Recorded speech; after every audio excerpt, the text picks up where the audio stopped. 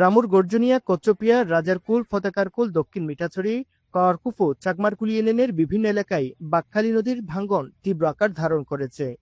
সবচেয়ে বেশি ভাঙ্গন দেখা দিয়েছে গর্জনিয়ার পূর্ব বুমাঙ্কিল, মাঝিরকাটা, কেজরবিল ও পশ্চিম ডুমছড়ি এবং চাকমারকুল ইউনিয়নের নতুন চরপাড়া এলাকায়।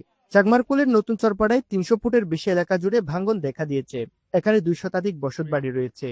ইতিমধ্যে কয়েকটি বাড়ি ও প্রায় ২০ খানি ফসলি জমি নদীগর্ভে বিলীন হয়েছে। ঝুঁকিতে রয়েছে একটি মসজিদ, মাদ্রাসা সহ আশেপাশের স্থাপনা। এখানে নদী একের পর এক ভাঙ্গনের ফলে অতি কাছাকাছি চলে আসছে। এখন এই মুহূর্তে কিছু ঘর বিলীন হয়ে গেছে, আবার আমাদের মসজিদের পাশে চলে আসছে। ২৪ সালে প্রায় ২২টা থেকে ২৫টা পর্যন্ত বাড়ি ভাঙছে। তারপরে ২৫ সালে এসে ভাঙছে যে প্রায় 18 থেকে 20টা। আবার ২৬ সালেও এই বছরও আমাদের প্রায় 18 থেকে 15টা পর্যন্ত ভাঙছে।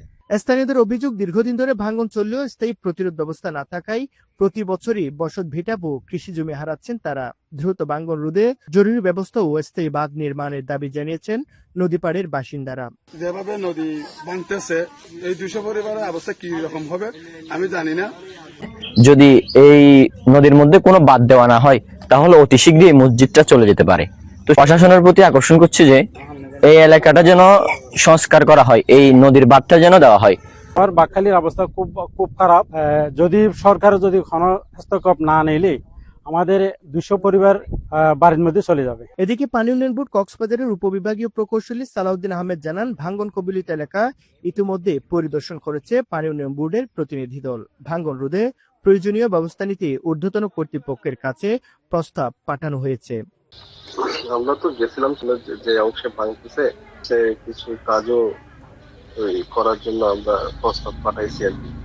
দেখি ওটা যদি আমরা অনুমোদন পাই তাহলে আমরা কাজগুলো করবো।